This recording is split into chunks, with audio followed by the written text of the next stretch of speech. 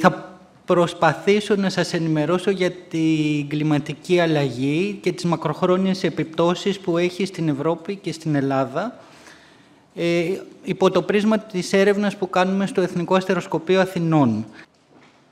Λοιπόν, αρχίζω με το τι βλέπουμε σε παγκόσμιο επίπεδο, και το παγκόσμιο επίπεδο το μετράει η Διακυβερνητική Επιτροπή για την Κλιματική Αλλαγή, η λεγόμενη IPCC, Intergovernmental Panel on Climate Change. Αυτή λοιπόν η Διακυβερνητική Αλλαγή, η Διακυβερνητική Επιτροπή για την Κλιματική Αλλαγή, στην οποία είμαι και εκπρόσωπος της Ελλάδας σε αυτή, λέει ότι η παγκόσμια θερμοκρασία του αέρα από την προβιομηχανική εποχή έχει αυξηθεί κατά σχεδόν 1,3 βαθμούς. Μάλιστα το 2024 ξεπεράσαμε και τον 1,5 βαθμό. Δυστυχώς στην Ευρώπη αυτό το ποσό της θερμοκρασίας είναι ακόμη μεγαλύτερο. Έχουμε ξεπεράσει τους 2 βαθμούς και ακόμη χειρότερο είναι στην περιοχή της Μεσογείου, που έχει φτάσει στους 2,5 βαθμούς Κελσίου. Άρα λοιπόν ο κόσμος και η Ευρώπη και η Μεσόγειος δεν θερμαίνονται ομοιόμορφα. Πιο πολύ θερμαίνεται ο ευρωπαϊκός χώρος και ο ευρωπαϊκός νότος, για την ακρίβεια.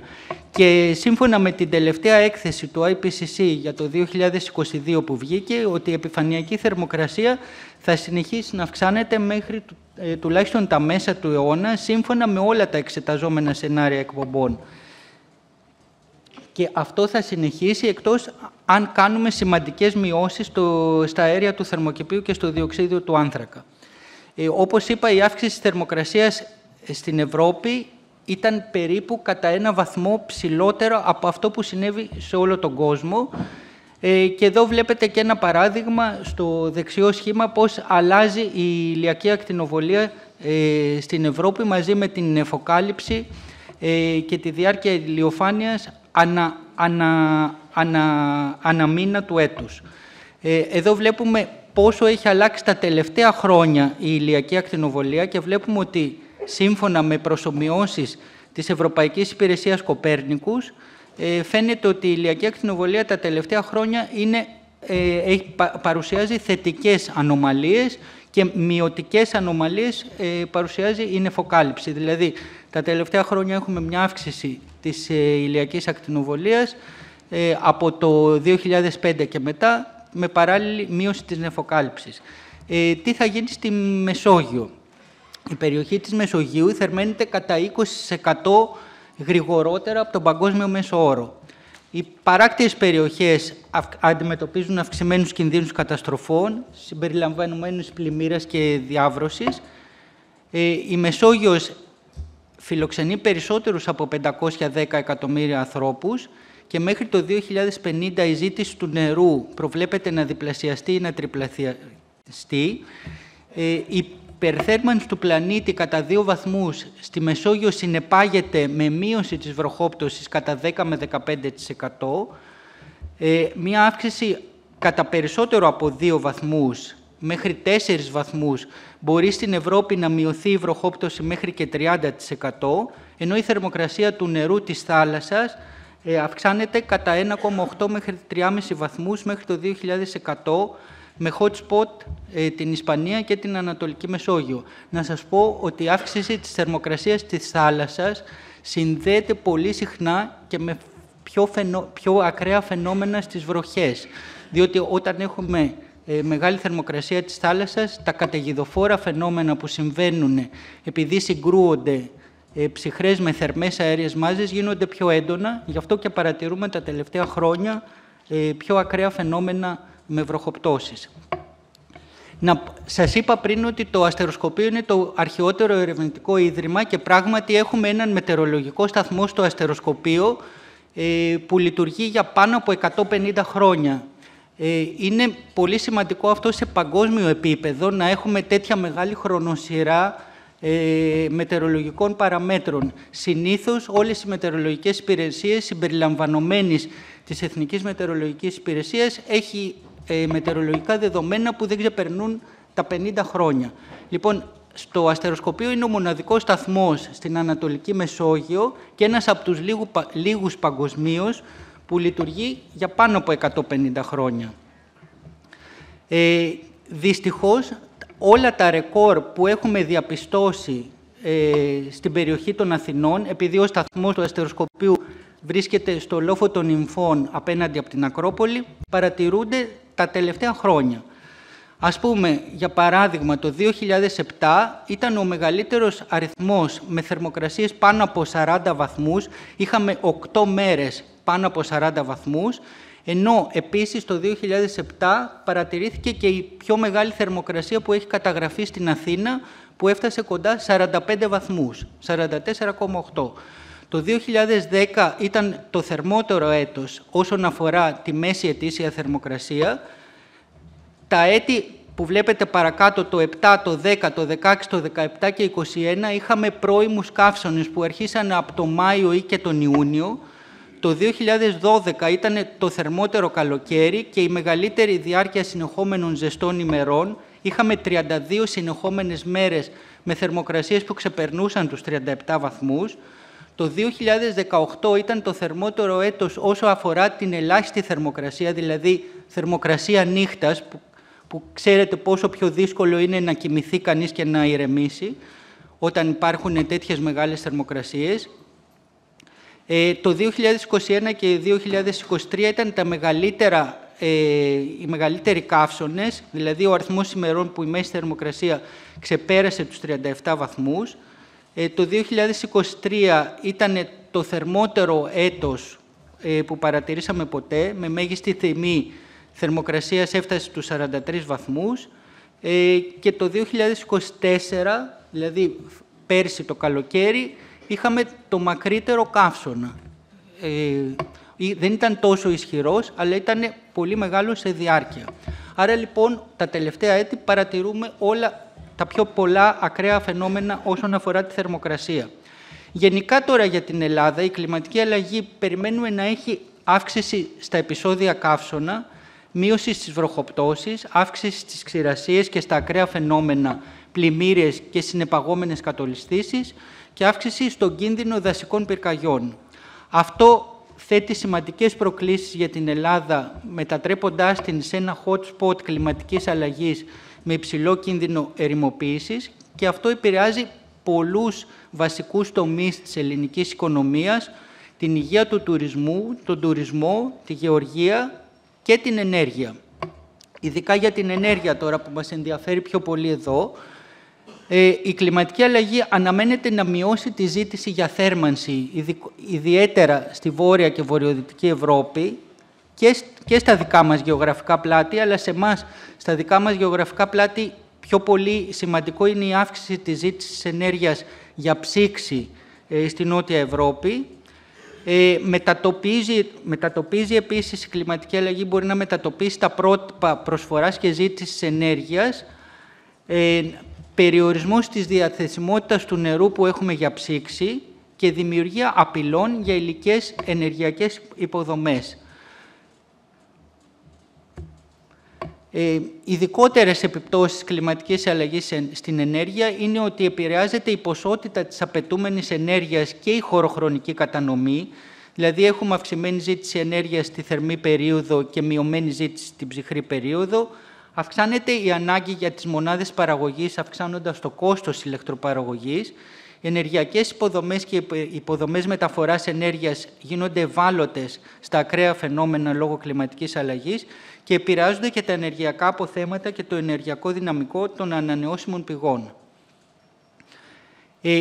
Η σημασία της σκίασης στο κλίμα που αλλάζει, καθώς η θερμοκρασία αυξάνεται λόγω κλιματικής αλλαγής, η σκίαση προφανώς αποτελεί αποδοτική και αξιόπιστη λύση, διότι συμβάλλει στη διαχείριση της απορρόφησης θερμότητας από τα κτίρια και στην εξοικονόμηση ενεργειακών δαπανών από τα κτίρια.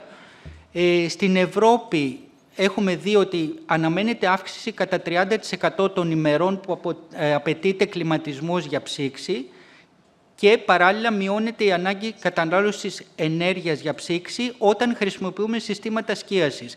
Άρα λοιπόν αυτό το 30% που μπορεί να αυξηθεί μπορεί απαραίτητα και να μειωθεί όταν χρησιμοποιούμε συστήματα σκίασης που προστατεύουν τα κτίρια και από τις βλαβερές ακτίνες UV. Να πούμε τώρα κάποια πράγματα για μας στο Ινστιτούτο Ερευνών Περιβάλλοντος και Βιώσιμης Ανάπτυξης. Γενικώς συμμετέχουμε σε πάρα πολλά ερευνητικά προγράμματα, είτε Horizon, που είναι ερευνητικά προγράμματα της Ευρωπαϊκής Ένωσης, είτε LIFE, είτε και εθνικά προγράμματα. Ειδικότερα να πούμε ότι έχουμε μια πολύ καλή συνεργασία με το Υπουργείο Περιβάλλοντος και Ενέργειας στο πρόγραμμα LIFE IP, σε ένα ενιαίο πρόγραμμα LIFE που έχει στόχο να αποτυπώσει την προσαρμοστικότητα της Ελλάδος στην κλιματική αλλαγή. Τα εργαλεία που χρησιμοποιούμε είναι ανάλυση αποτελεσμάτων περιοχικών κλιματικών μοντέλων και δεδομένων παρατήρησης. Κάνουμε στατιστική διόρθωση σφαλμάτων, εκτίμηση αβεβαιότητας, γιατί τα μοντέλα μπορεί να έχουν και κάποιες αβεβαιότητες, να παρέχουμε κλιματικές υπηρεσίες. Εμείς, η Υφυπουργός μίλησε για ενεργειακές υπηρεσίες, εμείς παρέχουμε αντίστοιχα κλιματικές υπηρεσίες και κάνουμε επίσης και εποχικές προβλέψεις. Δηλαδή, στους επόμενους 3 μήνες ή στους επόμενους 6 μήνες, αν μπορούμε να περιμένουμε αυξημένη θερμοκρασία ή αυξημένη βροχόπτωση. Με τι δουλεύουμε? Δουλεύουμε με κλιματικά μοντέλα, που είναι χρήσιμα εργαλεία για την παρακολούθηση του παγκόσμιου και περιοχικού κλίματος και τις μελλοντικές επιπτώσεις από την κλιματική αλλαγή. Ένα κλιματικό μοντέλο προσομοιώνει αλληλεπίδραση ατμόσφαιρας με ωκεανούς, την επιφάνεια της γης και τις πολικές περιοχές. Πώς χρησιμοποιείται ένα μοντέλο? Χωρίζουμε την επιφάνεια της γης σε κόμβους, δηλαδή σε τετραγωνάκια κουτάκια, και κάνουμε μετεωρολογικές υπάρχουν διάφορες μετεωρολογικές μεταβλητές και εξισώσεις που λύνονται για κάθε κουτάκι αυτό. Φανταστείτε ότι όλη η επιφάνεια της γης γεμίζει με τέτοια κουτάκια, αλλά όχι μόνο στην επιφάνεια, αλλά και καθ' ύψος, όταν μιλάμε για ατμόσφαιρα, και κατά βάθος όταν πάμε στους ωκεανούς. Άρα φανταστείτε και την αλληλεπίδραση μεταξύ αυτών των κουτιών. Άρα είναι ένα πολύπλοκο σύστημα ένα κλιματικό μοντέλο. Οι κλιματικές προβλέψεις είναι αποτελέσματα κλιματικών προσομοιώσεων που χρησιμοποιούμε με περιοχικά και παγκόσμια κλιματικά μοντέλα. Επειδή όμως δεν ξέρουμε στο μέλλον τι θα συνεχίσει ο κόσμος να εκπέμπει, αν θα συνεχίσουμε να έχουμε αυξημένες εκπομπές αερίων του θερμοκηπίου ή θα κάνουμε μειώσεις, χρησιμοποιούμε αυτό που λέμε διάφορα κλιματικά σενάρια. Υπάρχει το αισιόδοξο σενάριο, το ήπιο σενάριο, αυτό είναι το RCP 2,6, που βασίζεται στην υπόθεση ότι θα κάνουμε γενναίες μειώσεις σε παγκόσμιο επίπεδο. Υπάρχει ένα ενδιάμεσο σενάριο, το σενάριο 4,5, που σημαίνει ότι αυξάνονται οι εκπομπές αερίων του θερμοκηπίου μέχρι το 2040 και μετά μειώνονται. Και υπάρχει και το ακραίο σενάριο που αλλιώς το λέμε business as usual, που σημαίνει ότι συνεχίζει ο κόσμος να εκπέμπει όπως εξέπεμπε μέχρι τώρα. Δηλαδή δεν κάνουμε καμία σημαντική προσπάθεια μείωσης θερμοκηπιακών αερίων. Να διαχωρίσω εδώ τις χρονικές κλίμακες της κλιματικής πληροφορίας. Μην μπερδευόμαστε με τις προβλέψεις που κάνει η Εθνική Μετεωρολογική Υπηρεσία, οι οποίες διαρκούν μέχρι το πολύ 10-15 μέρες, δηλαδή από σήμερα μέχρι 15 μέρες. Υπάρχουν οι εποχικές προβλέψεις που σας είπα πριν, που είναι κάποιες στατιστικές προβλέψεις που έχουμε για τις επόμενες 3 με 6 μήνες. Και εδώ θα σας παρουσιάσω τις κλιματικές προσομοιώσεις για το μέλλον, που είναι για τα επόμενα 20, 30 μέχρι και 100 χρόνια, μέχρι το 2100, το μελλοντικό κλίμα.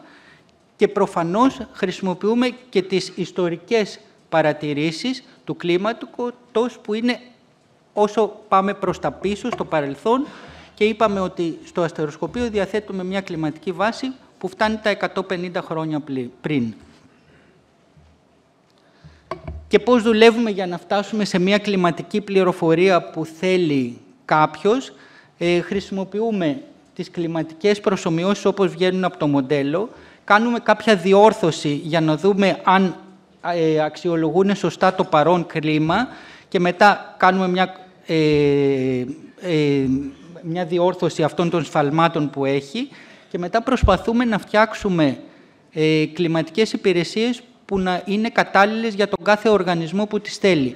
Για παράδειγμα, ένας που ενδιαφέρεται για τη ζήτηση ενέργειας μπορεί να ζητήσει, δεν τον ενδιαφέρει ακριβώς τι θερμοκρασία θα κάνει το επόμενο καλοκαίρι τα 30 χρόνια, τον ενδιαφέρει, για παράδειγμα, πώς θα είναι οι ενεργειακές απαιτήσεις για ψήξη τα επόμενα καλοκαίρια, με το ακραίο ή με το μεσαίο κλιματικό σενάριο. Άρα, λοιπόν, προσαρμόζουμε τους δείκτες τους κλιματικούς για να είναι κατάλληλες με αυτό που θέλει ο τελικός χρήστης. Είναι 2 τα βασικά εργαλεία που έχουμε φτιάξει και τα οποία φιλοξενούνται στις ιστοσελίδες του Υπουργείου Περιβάλλοντος και Ενέργειας. Θα σας τα πω. Έχουμε συνεργαστεί με το Υπουργείο Περιβάλλοντος στο πρόγραμμα Life IP Adapt-NGR, που είναι το βασικό πρόγραμμα που σχεδιάζει την προσαρμογή στην κλιματική αλλαγή στον ελλαδικό χώρο, και υπάρχουν 2 βασικά εργαλεία. Σε αυτά τα εργαλεία, σε αυτές τις πλατφόρμες, μπορεί να μπαίνει οποιοσδήποτε από εσάς, να περιηγείται και να φτιάχνει τους δικούς του κλιματικούς χάρτες. Το ένα είναι η διαδικτυακή πύλη γεωχωρικών πληροφοριών του Υπουργείου Περιβάλλοντος και Ενέργειας, που σας τη δείχνω σε αυτό το link, σε αυτό το πόρταλ, και ο Εθνικός Πληροφοριακός Διαδικτυακός Κόμβος για την προσαρμογή στην κλιματική αλλαγή. 2 κόμβοι φιλοξενούνται και οι 2 σε ιστοσελίδες του Υπουργείου. Θα σας δείξω παραδείγματα πώς δουλεύουν και πώς μπορείτε να δημιουργήσετε χάρτες από αυτούς τους κόμβους. Για παράδειγμα, ο πρώτος κόμβος είναι αυτός. Έχει διάφορους κλιματικούς δείκτες, και ο δεύτερος είναι αυτός. Πάλι διάφορους κλιματικούς δείκτες. Στο δεύτερο κόμβο μπορούμε να έχουμε και αποτυπώσεις για τις πρωτεύουσες της κάθε περιφερειακής ενότητας. Όταν θα μπείτε στη διαδικτυακή πύλη των γεωχωρικών πληροφοριών, θα πάτε εκεί που λέει θεματικό ευρετήριο χαρτών. Έχει και άλλους χάρτες. Έχει χάρτες για την ποιότητα της ατμόσφαιρας, το θόρυβο, τη γη, τη διαχείριση φυσικού περιβάλλοντος, τη βυθομετρία. Αλλά εμάς μας ενδιαφέρει στο θεματικό ευρετήριο χαρτών αυτή που είναι σχετική με την κλιματική αλλαγή. Εδώ θα βρείτε περίπου 100 χάρτες μαζί με εξηγήσεις τι είναι ο καθένας. Θα δείτε ποιους δείκτες μπορείτε να βρείτε σε αυτούς τους χάρτες. Ας πούμε, υπάρχουν δείκτες για τις υψηλές θερμοκρασίες, για τις ξηρασίες, για τον άνεμο, για τη θερμική καταπώνηση, για την ζήτηση ενέργειας και ακόμη και για τον κίνδυνο δασικής πυρκαγιάς. Για παράδειγμα, εδώ πέρα μπορείτε να αποτυπώσετε τι συμβαίνει στο παρόν. Το παρόν εμείς το εννοούμε σαν μια περίοδο που δεν είχε αρχίσει τόσο έντονη η κλιματική αλλαγή, το 1971-2000, και να βλέπετε μετά τι συμβαίνει είτε στο κοντινό είτε στο μακρινό μέλλον, εστιάζοντας και πάνω σε κάποια περιοχή. Βλέπετε εδώ, ας πούμε, έχουμε αποτυπώσει στο χάρτη τη μεταβολή του αριθμού ημερών με ισχυρές ανάγκες για ψήξη, και έχουμε κλικάρει πάνω στην περιοχή της Αθήνας. Ας πούμε, αν πάμε στο πολύ κοντινό μας μέλλον, δηλαδή στο 2031 με 2060, με ένα κλιματικό σενάριο που θα είναι, ας πούμε, η συνέχιση αυτών που κάναμε μέχρι τώρα, θα δούμε ότι οι ανάγκες για ψήξη στην περιοχή της Αθήνας θα αυξηθούν περίπου κατά 20. Μέχρι το μακρινό μέλλον όμως, αν δεν κάνουμε τίποτα για τα θερμοκηπικά αέρια, οι ανάγκες για ψήξη στην Αθήνα θα αυξηθούν για ακόμη 45 μέρες. Δηλαδή, αυτό φαντάζεστε ότι παραπάνω από μισός μήνας θέλουμε ακόμη ψήξη, αλλά αν φτάσουμε στο μακρινό μέλλον και δεν κάνουμε τίποτα για θερμοκηπικά αέρια, θα θέλουμε 1,5 μήνα επιπλέον το χρόνο για ψήξη από ό,τι θέλαμε μέχρι τώρα. Αντίστοιχα, είναι και η μείωση για ισχυρές ανάγκες για θέρμανση. Εδώ προφανώς μας ενδιαφέρει πιο πολύ η Βόρεια Ελλάδα, να δούμε τι μειώσεις θα έχει. Εδώ έχουμε αποτυπώσει, έχουμε κλικάρει πάνω στη Φλόρινα και βλέπουμε ότι μέχρι το 2031-2060 το κοντινό σενάριο με ένα μεσαίο σενάριο θα έχει μείωση των ενεργειακών δαπανών για ψήξη κατά 20 μέρες η Φλόρινα. Και κατά 60 περίπου μέρες, αν φτάσουμε Δηλαδή, η Φλόρινα, για παράδειγμα, μπορεί να πείτε ότι θα ευνοηθεί από την κλιματική αλλαγή όσον αφορά την ενεργειακή ζήτηση για θέρμανση το χειμώνα. Επίσης, στη σκίαση και στα κτίρια μας ενδιαφέρει και ο δείκτης δυσφορίας. Ο δείκτης δυσφορίας τι είναι? Είναι ένας δείκτης που δείχνει πώς αισθάνεται ο άνθρωπος.